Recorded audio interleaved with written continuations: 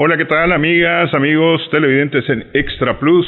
Un gusto saludarles, darles la bienvenida a esta edición de Adelante Nicaragua, 14 de septiembre, fecha en que estamos celebrando o recordando 164 años de la batalla de San Jacinto, que marca un cambio fundamental en el enfrentamiento contra las tropas de William Walker, y cambian el curso de la guerra, demostrando que esas tropas no son invencibles. La batalla de San Jacinto. Este 15 de septiembre, además, estamos celebrando 199 años de la independencia de Centroamérica, de la corona española, o del Reino de España. Como todos los lunes, sin embargo, hacemos nosotros un recorrido, esta vez a propósito de estas efemérides, por Nicaragua, Centroamérica y sus relaciones entre las mismas naciones centroamericanas, pero también con los países europeos y con el resto del planeta, por supuesto, tanto como Centroamérica como Nicaragua. Para ello conversamos esta vez con el doctor Cairo Amador Arrieta. Muchas gracias, Cairo, por estar con nosotros este 14 de septiembre. Sí, hombre, estamos en el pleno Días Patrio. Esperemos que nuestra audiencia aproveche esta oportunidad para una reflexión histórica, política de nuestro devenir histórico, ¿verdad? Sí, así es, así es. Bueno, a ver,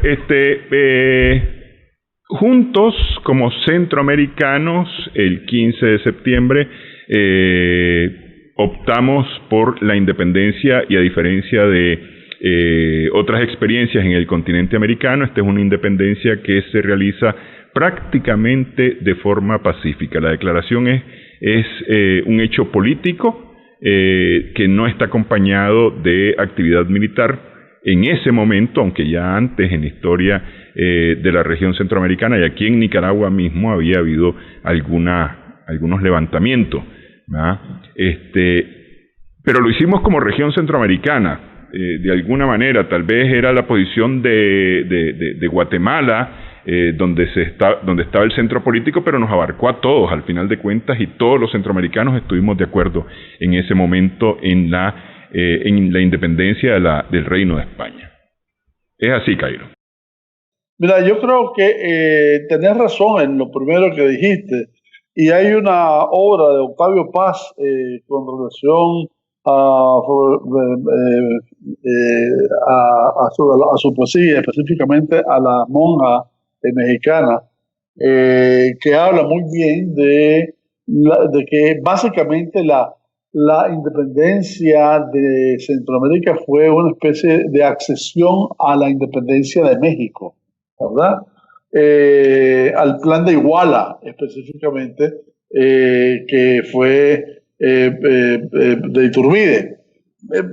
Sin embargo, Iturbide lo que representa es una proyección de lo pasado. Iturbide lo primero que hace es nombrarse emperador, ¿ah? Y posteriormente, no le tocó, creo que un año y medio. La obra que hago sobre Juan Inés de la Cruz, la obra de Octavio Paz. Sí. Después de eso, incluso acordate dos elementos importantísimos que concurren en esa situación. Los granadinos, por ejemplo, la famosa acta la famosa acta de los nublados. Que se despeja el tiempo, ¿cómo se llama? El acta de los nublados. ¿Perdón? El acta de los nublados, te digo. El acta de los nublados, ¿verdad? Sí. No firman hasta que el tiempo no esté nublado, ¿verdad? Sí. Lo que quiere decir, básicamente, uno, que no tenían una posición muy activa, y otra, que estaban esperando resultados de lo que estaba pasando en México, fundamentalmente, ¿verdad? Sí. Luego de eso, la Federación Centroamericana y la separación posterior fue un continuo estado de hostilidad entre un país y otro país, y entre los países internamente también, de cara a la constitución de la Federación Centroamericana. Esto fue una lucha fundamentalmente de las oligarquías, más bien por apropiarse de los centros de reproducción, de producción de riqueza, ¿verdad? Así, visto desde esa perspectiva, llegamos a los 1930, 1940, no, 1830, 1840, en medio de una erosión constante en términos de la institucionalidad y en términos de la Unión Centroamericana, unión que estaba en todos los momentos y por todos los sectores altamente cuestionada, abriéndose algún espacio con Morazán, por ejemplo, con Gerardo Barrio, en términos de esbozos de unión, en términos de planes políticos históricos que ellos tuvieron. Así las cosas llegadas a los 1850. Y viene la parte de Walker, ¿verdad? Que me imagino que en los próximos días vas a tener muchas cosas que hablar de ello. Yo solo quiero apuntar ahorita 3 cosas. La primera es que no podemos quitar el contexto nuestro sin contar con el contexto de ellos. Es decir, el contexto norteamericano, en este caso, que a mi juicio está señalado con 2 características en ese momento con relación a Centroamérica. De hecho, 3. La primera de ellas es tratar de marginar a Inglaterra de tener acceso a la región atlántica centroamericana. La segunda es el descubrimiento de Sutton Creek, que abre toda una ruta nueva del este al oeste de Estados Unidos pasando por Nicaragua. El Sutton Creek es la fiebre del oro en California, ¿verdad? Y esto fue, entre otras cosas, un elemento que atrajo a Vanderbilt a tener inversiones fuertes en Nicaragua.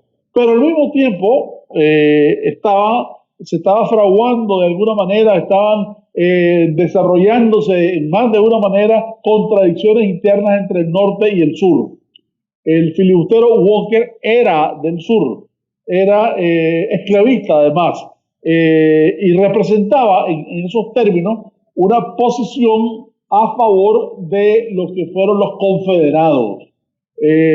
Desde esa perspectiva militar, el paso por Nicaragua era también importante para efectos de lo que iba a ser una eventual guerra, como en efecto fue la guerra de secesión. A todo esto tenemos que recordar que años antes de los 1850 se dio la batalla de México, en donde México perdió 6 millones de kilómetros cuadrados. Estás hablando de un Estados Unidos en plena expansión, estás hablando de un momento ideológico fundamentado en el destino manifiesto, estás hablando de que los gringos llegaron hasta México, Distrito Federal. Y dicho sea de paso, qué interesante, porque llegaron a México después de unas 40 batallas, etcétera, en donde se foguearon por primera vez gente que iba a ser los generales y los miembros de los ejércitos que se iban a confrontar en la guerra de secesión. Ahí estuvo en ese tiempo teniente Robert Lee, estuvo Grant, que fue el general Grant y fue presidente posteriormente de Estados Unidos, estuvo Jackson, estuvo Del Bow, etcétera, ¿no? De manera que Sheridan y otros, ahí fue donde de alguna manera se entrenaron, se foguearon por primera vez en el campo de batalla. Ya para los 1860, 1857, etcétera, voy a encontrar dentro de Estados Unidos una tensión creciente que apuntaba fundamentalmente a una guerra de secesión. Y en ese contexto, Walker es parte de la gente del coronel French Davis, por ejemplo, confederado y jefe de gran parte de los confederados, que apoya a Walker monetariamente en sus experiencias. Obviamente aquí también Pérez y Castellón le dieron muchos recursos. El caso es que ya derrotado Walker, 1856, 57, y luego en su regreso, que lo mataron en Honduras, estás hablando de que ya en ese momento se estaba produciendo la guerra o iniciando la guerra de secesión que comenzó en 1861 en Estados Unidos. Y fíjate que interesante, porque en tiempo de Walker, el Estados Unidos estaba unido como país. ¿Ah? En ese sentido, vos tenías a un Robert E. Lee, que fue el general de los Confederados, siendo el director de West Point, por ejemplo. ¿Ah? Y no solamente eso, sino que al inicio de la guerra de la guerra de secesión, le ofrecen a Robert Lee la conducción del ejército del norte. ¿Ah? Él la rechaza y retoma, se va a Virginia y retoma su mando como jefe del ejército de los confederados. Entonces, para darte un ejemplo de cómo estaba integrado y cómo se desintegraron posteriormente los militares, etcétera, ¿no? Porque estaban juntos. Grant y Lee eran grandes amigos, por ejemplo. Y después están Jackson, está los de ascendencia francesa, unos generales de ascendencia francesa, etcétera. El caso es que ya en la guerra de secesión, en el caso de Nicaragua, se da coetáneamente un periodo de expansión económica y política.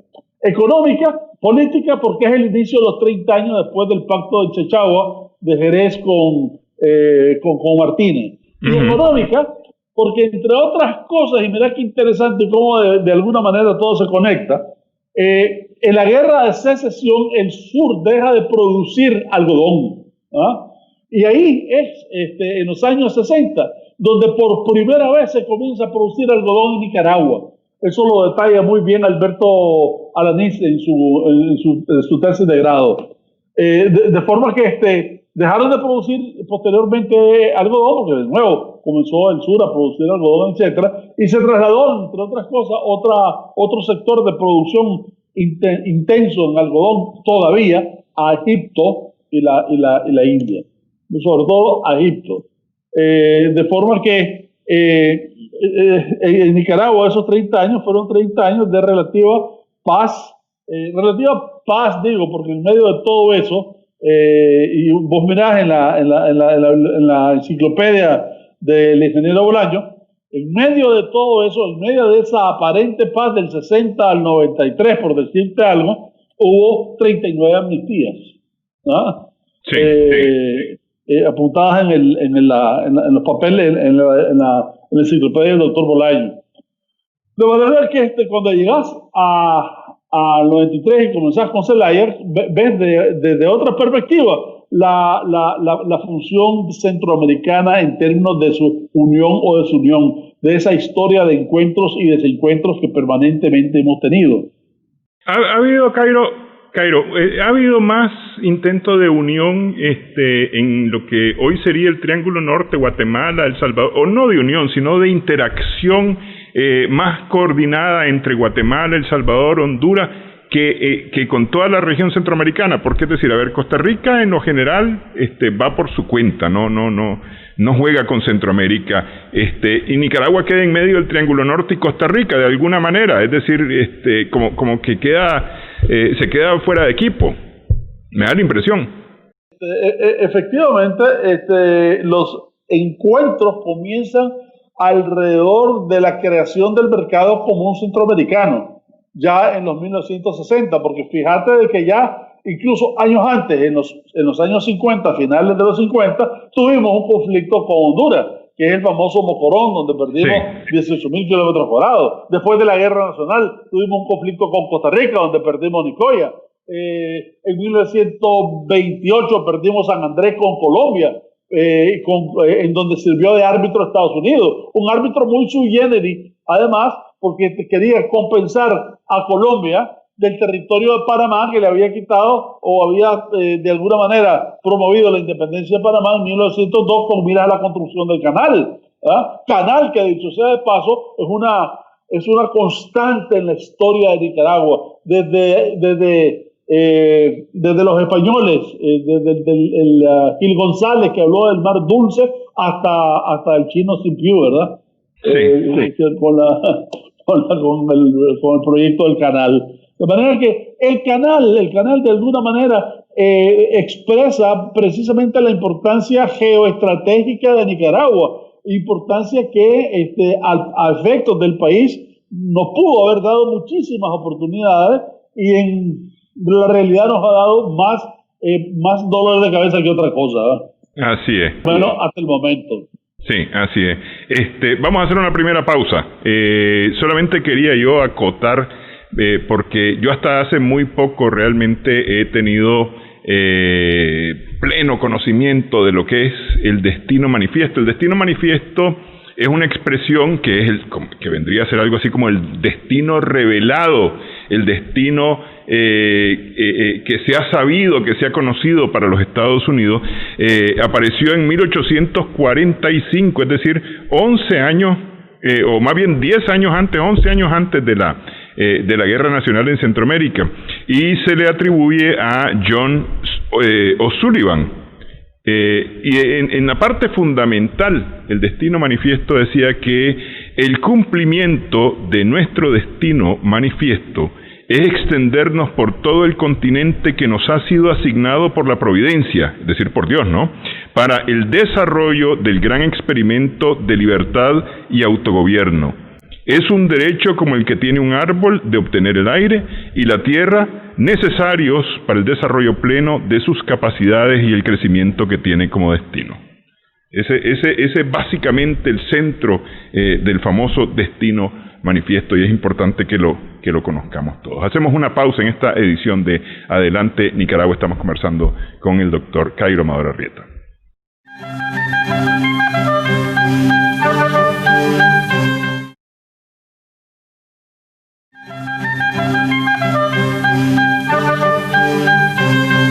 Seguimos en Adelante Nicaragua en Extra Plus. Estamos conversando con el doctor Cairo Amador Arrieta este 14 de septiembre a propósito de la celebración de las principales efemérides patrias, y entiendo yo, según un documento que nos ha facilitado el secretario de la Academia de Geografía e Historia de Nicaragua, el doctor Jorge Eduardo Arellano, es el único país latinoamericano que celebra de forma constante, anualmente y de forma continua, además, es decir, una detrás de la otra, dos efemérides patrias tan importantes como la Batalla de San Jacinto, el 14 de septiembre, por toda la significación que tiene en cuanto a la Guerra Nacional, y el 15 de septiembre, la independencia de Centroamérica de la corona española.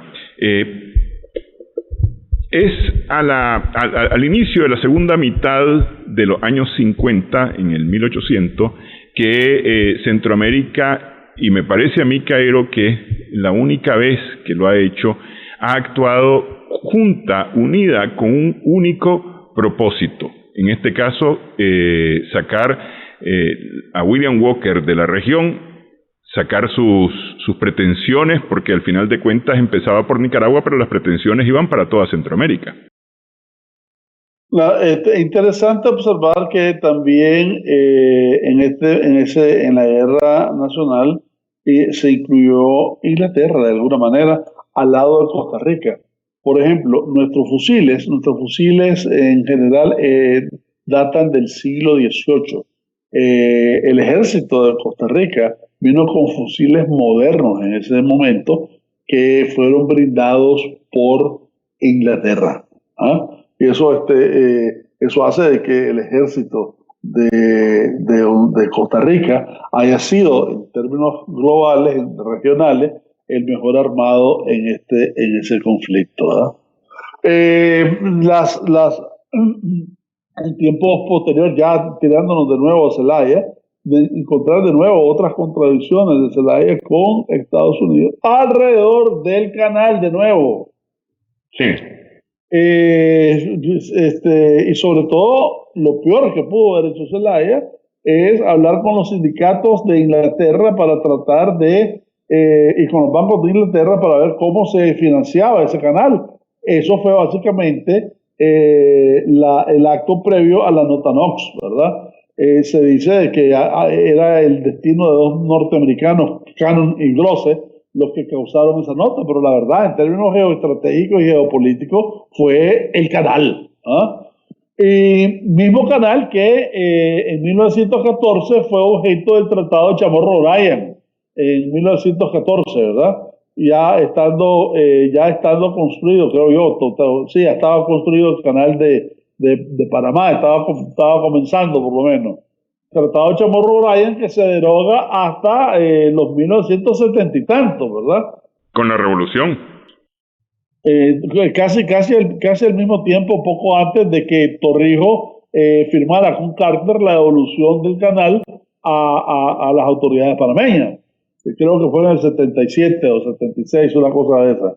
No fue con la revolución, Cairo. No fue con la revolución en el 79 que se derogó el Chamorro-Bryan. Un acto de la revolución. Creo que fue en las postrimerías de Somoza, ¿no? No fue con el nuevo gobierno. No te lo podría asegurar totalmente ahorita, pero creo que fue antes. Pero bueno, se firma el tratado. Antes de eso, en el 77 fue lo de Torrijos Carter. Sí, pero el tratado Chamorro-Bryan además se firma casi con una pistola en la cabeza, pues porque, es decir, Nicaragua está ocupada militarmente por los Estados Unidos en 1914. Pero, más que con una pistola en la cabeza, con una billetera abierta, donde el general Chamorro gustosamente firma y se compromete con los norteamericanos, ¿verdad? No es lo mismo, pero es igual. No es lo mismo pistola en mano que cartera abierta. Sí, pues no es lo mismo, pero es igual, pues para los efectos, sí. Sí. Entonces, bueno, el caso es que ya entramos en los 1960. Este es un estado interesante para Centroamérica porque estamos en medio de la influencia de la escuela chilena, de Prebisch, de la sustitución de importaciones, etcétera, y hay un auge alrededor de la creación del mercado centroamericano que comienza en los 1960, 61 por ahí, y que en principio vendría a dar un gran empuje a la economía regional. Recordémonos que la Unión Europea comenzó añitos antes, en el 56, con el Tratado del Carbón, etcétera, cuando comenzó a forjarse la Unión Europea. Era cosa que básicamente iba en paralelo casi. Claro, las diferencias posteriores del estancamiento que tuvimos en términos de no ser capaces de racionalizar y de forjar ese mercado común, eso es otra situación. Pero bueno, Centroamérica, hoy por hoy, Centroamérica tenemos 50 millones aproximadamente de habitantes, con una extensión de 522.710 kilómetros cuadrados. No ha sido siempre lo mismo. Al principio teníamos a Chiapas y no teníamos a Panamá. Después, en el siglo pasado, tuvimos a Panamá y ya no teníamos a Chiapas. Después se agregó Belice, etcétera. Y ahora se habla del CAR, Centroamérica y República Dominicana, en términos del proyecto de integración. Y no, eso en América Latina, con respecto a América Latina, actualmente, o antes la verdad es que actualmente no se puede decir mucho, antes del COVID, éramos la sexta, teníamos el sexto lugar en América Latina, después de Argentina, Colombia, Chile, Brasil y México. Después venía Centroamérica en términos de su capacidad de exportaciones y de importaciones. Para el año 2018, la economía mundial creció aproximadamente 3%. La India creció 6.8%, China creció 6.6%, lo que indica un cierto declive. América Latina en el 2018 creció 0.92% y en el 2017 1.1%. O sea, no estás hablando de una economía pujante, ni estás hablando de una economía que tiende a crecer. en medio de esos dos valores que te estoy dando, Nicaragua como país estaba creciendo a un nivel del 4.7, o sea, más que el crecimiento latinoamericano en general, ¿verdad? En ese dato que estás dando, ¿se incluye República Dominicana como región centroamericana, es decir, como parte del sistema de integración centroamericana? Pregunto porque es que lo que pasa es que se trataba de Nicaragua y República Dominicana, para el caso de Centroamérica, los países que más estaban creciendo. Es decir, ya dijimos, Nicaragua con un poco menos del 5% y República Dominicana creo que andaba arriba del 6%. Sí, pero el que creció más en todo caso fue Panamá. Panamá rondaba entre el 8 y el 10% su crecimiento. Bueno, es que vos incluís ahí Panamá. Lo que pasa es que como Panamá no es parte del SICA, yo estoy pensando en el SICA, ¿no? Pero sí, correcto, efectivamente, Panamá es de los países del continente que tenía mayor crecimiento también. Ahora, en términos interregionales, actualmente se está hablando de que, digo de nuevo actualmente, y me corrijo cada vez que lo digo, antes de la pandemia, ¿verdad? Sus niveles de transacciones eran más de 6.000 millones de dólares en intercambio interregional, fundamentalmente alrededor de la pequeña y mediana empresa, ¿verdad? Y eso daba ocupación aproximadamente a 2 millones de personas trabajando alrededor de la interregionalización, ¿verdad? Sí. Y aquí de alguna manera viene también el sentido con Europa, porque Europa ha sido uno de los grandes mercados para uno de los grandes productos nuestros, que es el café. Y hablo de Centroamérica en general. Y otra de las situaciones interesantes que se ha dado, que ha tenido diferentes grados de importancia, por ejemplo, son las remesas, ¿no? Las remesas que de alguna manera, las remesas y la deuda pública, ¿verdad? Las remesas, por ejemplo, en Nicaragua en el año 2017-2018 era 1.391 millones de dólares en el 17 y 1.501 en el 18. Sin embargo, en Guatemala llegó a ser 8.192 millones en el 17 y 9.288 millones en el 18. Mira qué diferencia.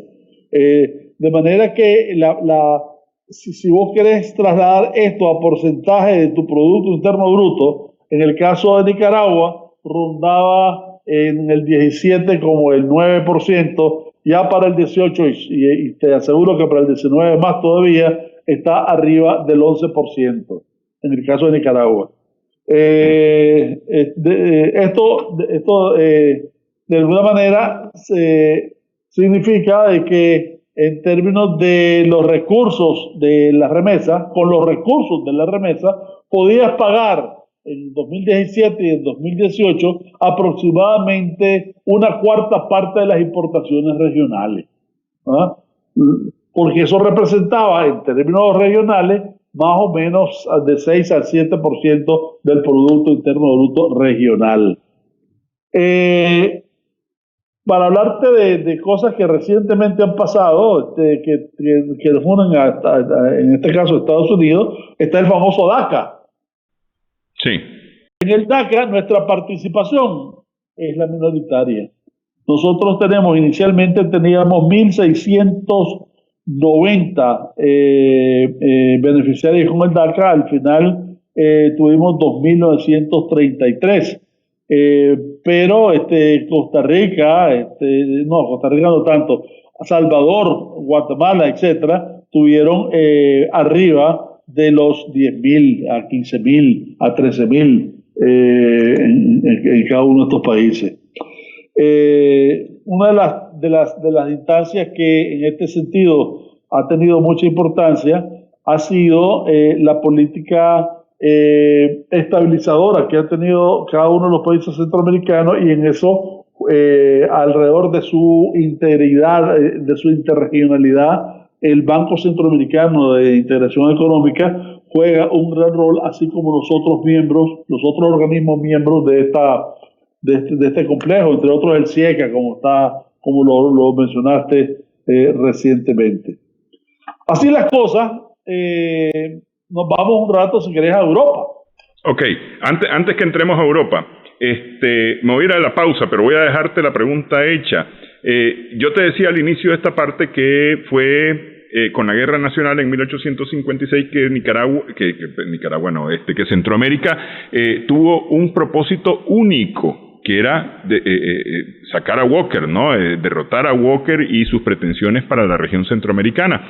De ahí no hemos vuelto a tener una pretensión o un propósito unido como región centroamericana. Incluso la negociación del Tratado de Libre Comercio de Centroamérica con los Estados Unidos, al final de cuentas, sí es un tratado de comercio con la región, pero cada quien negoció por su parte, o se negociaron pedacitos por cada país, o cuotas por país, no se negoció una cuota regional, no sé, pues cosas así por el estilo. Me parece que no hemos logrado como centroamericanos meternos a esa pelear como región. Te dejo esa tal vez le explicamos un poco mejor al regresar de la pausa. Conversamos con el doctor Cairo Amador Arrieta.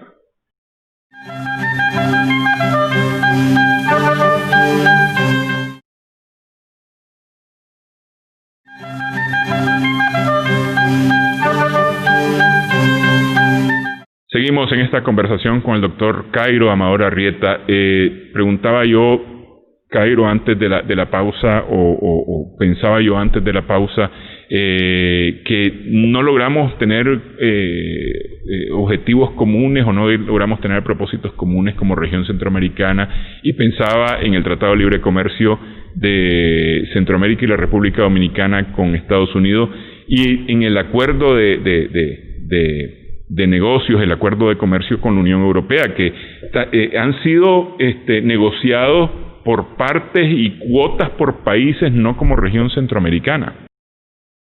Pues mira, de hecho, en el caso de Estados Unidos, tenés incluso un tratado aparte, que es el Tratado de Costa Rica con Estados Unidos. De hecho, fue el primero. Sin embargo, el tratado con el resto de Centroamérica, independientemente de cómo haya sido negociado por partes en conjunto, etcétera, rige a los cuatro países. Y de ahí tenemos otra diferencia interesante, lo que es la dinámica del C4 con Costa Rica, ¿no? Sí. Como que fueran dos cosas, Costa Rica y Panamá, ¿verdad? Es más, República Dominicana, en términos comerciales y demás, está mucho más integrada que Panamá, por ejemplo. En cualquiera de los casos, son como en medio de una región, ya podemos observar incluso varios submundos. El C4 es uno de ellos, el C3 es otro, la región completa es otra, etcétera, ¿verdad? Y todo eso tiene cada parcela de estas divisiones tiene sus propias características, y ninguna contribuye a una dimensión unitaria de una región centroamericana. Contrario a Sensum, Europa, el sentido de la unión del tratado con Europa tiene como escenario la integración como un instrumento para el desarrollo humano, regional, económico, político, etcétera, ¿verdad? Y eso lo comenzás a apreciar desde sus primeras negociaciones, que son precisamente diálogo. El diálogo de San José, por ejemplo, en 1984, la Unión Europea tiene se une al acompañamiento de paz de la región centroamericana en ese momento, facilita la cooperación no reembolsable a Centroamérica por los últimos 20 años, del 2007 al 2000, en los últimos 25 años. La negociación tiene después otras dimensiones, tiene acuerdos, pero acuerdos múltiples, ¿verdad? Acuerdos que son, ahí sí, básicamente son acuerdos para todos en términos generales, que hacen una diferencia enorme con relación a los tratados de libre comercio con Estados Unidos.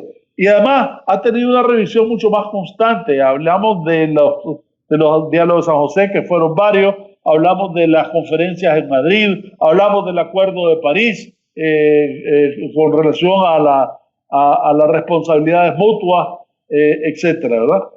Y en ese sentido, una de las perspectivas que Centroamérica tenía era precisamente el mercado de la Unión Europea. Unos lo aprovecharon más que otros. No necesariamente Nicaragua fue el que lo aprovechó más.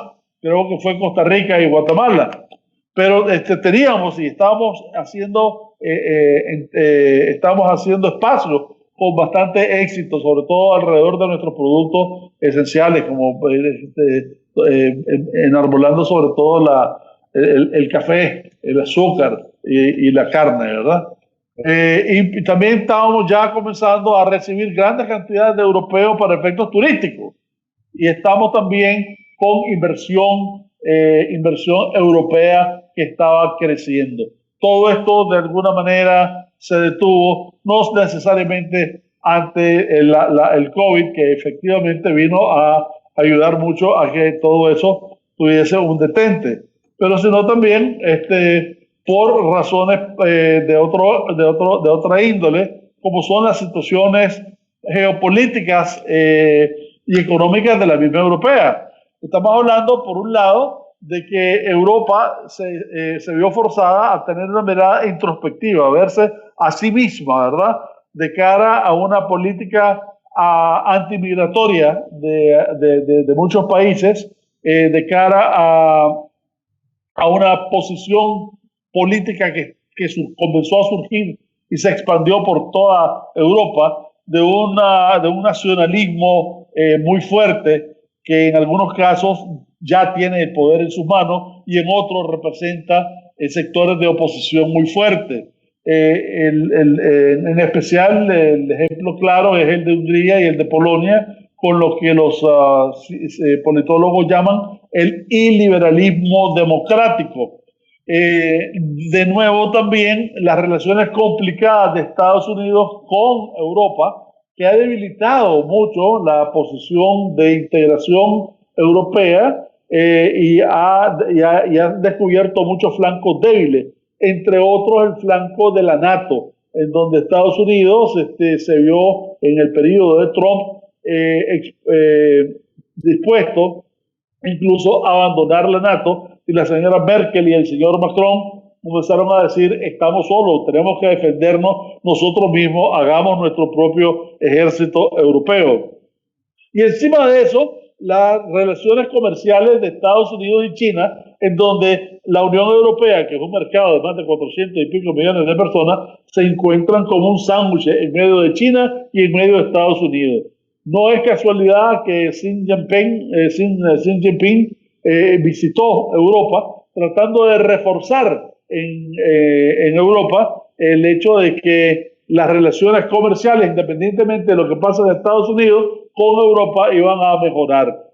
Pero el sentido de Xi Jinping era tratar de hacer un arreglo bilateral con cada uno de los países europeos, no en el contexto de la Unión Europea en su conjunto. Al menos eso fue lo que se estuvo discutiendo en muchos lados. Y en medio de todo eso viene la pandemia, y una de las cosas que descubre la pandemia, aparte de las debilidades estructurales de los sistemas de salud pública en todos los países, incluyendo los europeos, el hecho de que ya con la pandemia la Unión Europea decae en ese espíritu de solidaridad con ellos mismos y comienzan incluso a dividirse. Y la división fue inicialmente con relación a Italia, que no le querían hacer préstamos, que no le querían ayudar, cada quien para cada cual. Por lo menos fue el principio de lo que hizo la pandemia. Por supuesto que al final se aprobó que lo hemos discutido en el programa, un multimillonario préstamo entre ellos mismos de 780 billones de dólares, precisamente para reconstituir y reforzar las economías europeas, especialmente las más golpeadas. Pero eso nos quita de que con todo este cóctel de cosas que he estado hablando, la Unión Europea en este momento tenga fundamentalmente la bandeja llena con problemas internos. Y eso que no estoy hablando de España con su situación con los vascos, ni estoy hablando de Italia con su pleito político de derechas y izquierdas y del centro, etcétera, ¿verdad? Y tampoco estoy hablando de los países nórdicos, que de alguna manera se develó cierta hipocresía política en medio de todo eso, ¿no? Ellos que básicamente navegan con la bandera de la democracia, de la justicia, de la imparcialidad, etcétera, etcétera. Cuando vino la corriente migratoria en Finlandia, en el Parlamento de Finlandia, comenzaron a decir, un segundito, los cristianos y los islamistas no somos los mismos, ¿verdad? Otros comenzaron a decir, vienen a destruir nuestra civilización. Otros comenzaron a decir, no los aceptemos en nuestra frontera. Y comenzaron entonces de nuevo a tener toda una serie de conflictos alrededor de una destrucción de esa imagen de los países nórdicos, que también contribuyó y tuvo su incidencia en este momento en que la Unión Europea no se ha mostrado con mucha unidad. Ahora, Cairo, una cosa, porque es decir, evidentemente que digamos nuestras relaciones principalmente están hacia Estados Unidos, como región centroamericana están hacia Estados Unidos en primer lugar, o más bien, en primer lugar nuestras relaciones están hacia Centroamérica, especialmente las relaciones centroamericanas, las relaciones comerciales están hacia Centroamérica. Después viene Estados Unidos, ¿no? Y luego tenemos hacia Europa de alguna manera, es decir, ahí en medio queda alguna otra relación económica o comercial importante. Pero básicamente, digamos, es Estados Unidos como Centroamérica, Estados Unidos y Europa, nuestras relaciones. Sin embargo, para Estados Unidos y para Europa seguimos siendo productores de commodity. Es decir, no nos ven a nosotros como socios industriales, nos ven como países, como repúblicas bananeras al final de cuentas, nos siguen viendo como repúblicas bananeras, y a mí me parece que de alguna manera eso tiene que ver con el sentido de integración como tal, de región como tal. No estamos trabajando en esa línea. Me parece a mí que podría ir por ahí el asunto, además del hecho de divide y vencerás, ¿no? Bueno, yo creo que hay un trato diferenciado, ¿verdad? Países como México, por ejemplo, tienen en su parque industrial toda una serie de industrias europeas. Ahí está la Renault, ahí está el Volkswagen, ahí está incluso japoneses como el de la Nissan, Toyota, etcétera, ¿no? Y tienen construcción de aviones livianos, y tienen motores para toda la industria extractiva, Brasil igual, Argentina igual, etcétera. Con nosotros, efectivamente, ahí es donde tu argumento tiene más peso. Y entre otras cosas, porque deberíamos de estar enfrascados en toda una carrera tecnológica. Incluso estamos a la entrada de la cuarta revolución industrial, y nuestros principales puntos ahorita es la división interna política, y la parte política siempre está de alguna manera invisibilizando las necesidades de decisiones económicas, tecnológicas, etcétera, que se tienen que hacer, que necesariamente pasa por reformas educativas, políticas, económicas, etcétera, ¿no? Sí, ok, vamos, hacemos pausa, una última pausa en esta edición de Adelante Nicaragua. Estamos conversando con el doctor Cairo Amador Arrieta.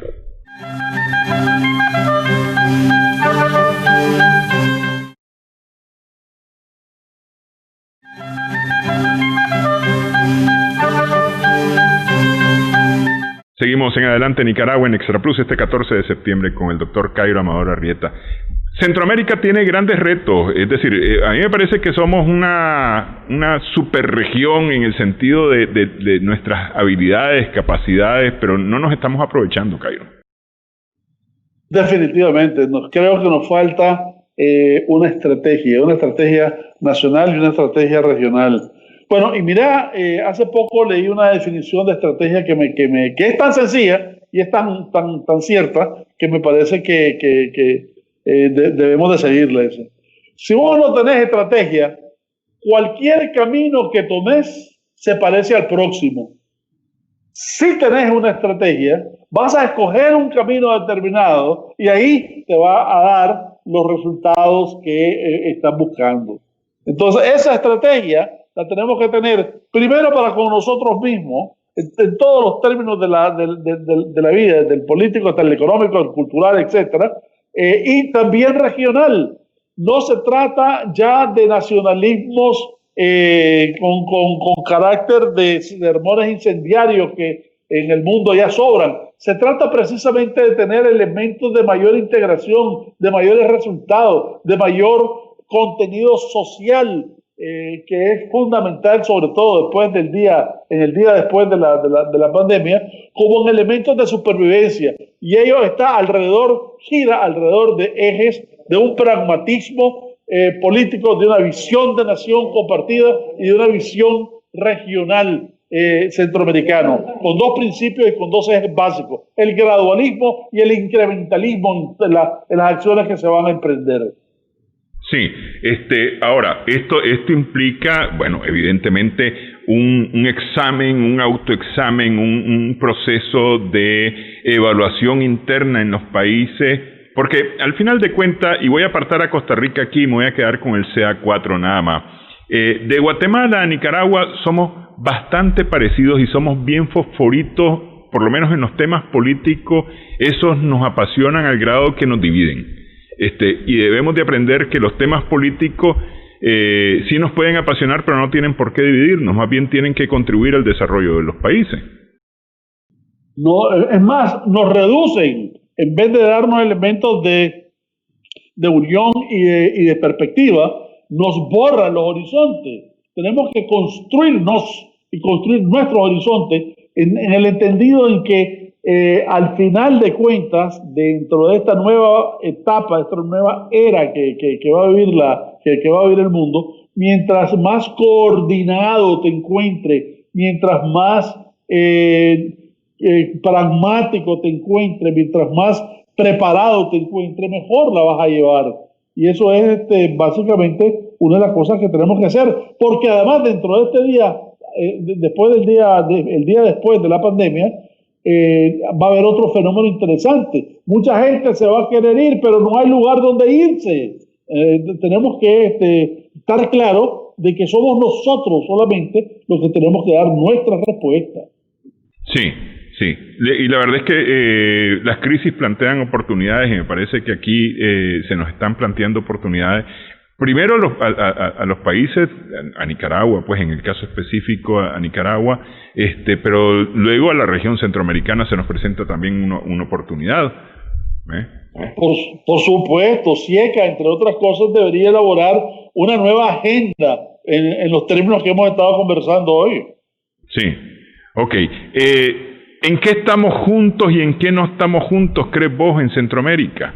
¿Qué cosa nos une? Es decir, hemos hablado, por ejemplo, de las oportunidades que representa para la inversión extranjera la región centroamericana, las oportunidades para el turismo que representa la región centroamericana. ¿Qué hace que no podamos explotar esto como tal, pues? Mira, entre otras cosas, el hecho desafortunadamente, de ciertas ideologías que son bastante sectarias, ¿no? Vos encontrás un presidente de El Salvador que con mucha simpleza simplemente te descalifica de entrada, y esas descalificaciones ya no tienen lugar de ser. Creo que debemos de inyectarnos no solo optimismo sino paciencia y además el ánimo de agarrar lo bueno que hemos hecho, lo bueno que hemos avanzado, tratar de darle mucho mayor velocidad y tratar de sopesar, de traspasar las barreras que impiden que tengamos más integración. Sí, la palabra aquí es integración y es el reto también. Así es. Sí. Bueno, Cairo. Todo mundo, gobierno, sociedad civil, partidos políticos, sindicatos, movimientos culturales, todos tienen un aporte que dar. Sí, Yo creo que, bueno, tenemos raíces comunes los centroamericanos, o bastantes comunes. Nuestra ascendencia es más o menos similar para el caso de los centroamericanos. Tenemos costumbres muy similares todos. Lo que nos facilita, o nos debería facilitar mucho, ese tema de integración, pues. Yo pienso, por ejemplo, en los países africanos que han logrado un poco de armar bloques, ¿verdad? Pese a las diferencias que tienen, porque ahí hay diferencias bien marcadas. Está Europa misma, que ha logrado convertirse en un bloque, y ahí hay diferencias bastante más que marcadas. La región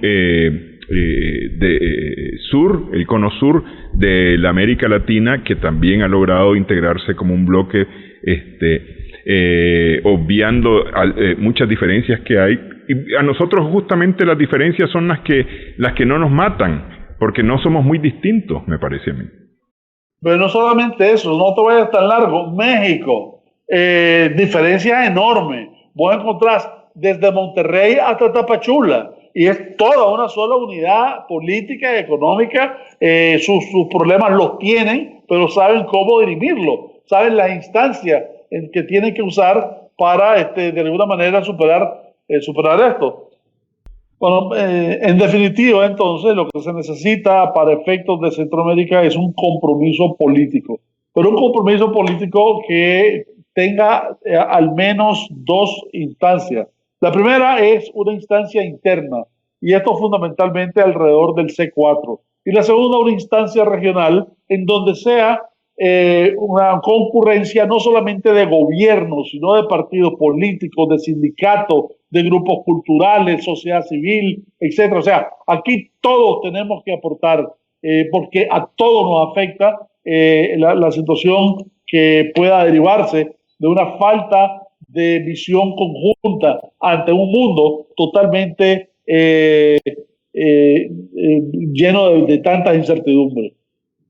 Bueno, quiero agradecerte, Cairo, que hayas estado con nosotros este 14 de septiembre. Gracias. Sí. Un saludo a todos. Gracias, Cairo. Gracias también a nuestras amigas, amigos televidentes por su sintonía en esta edición de Adelante Nicaragua. Esperamos que el programa haya sido de provecho para usted.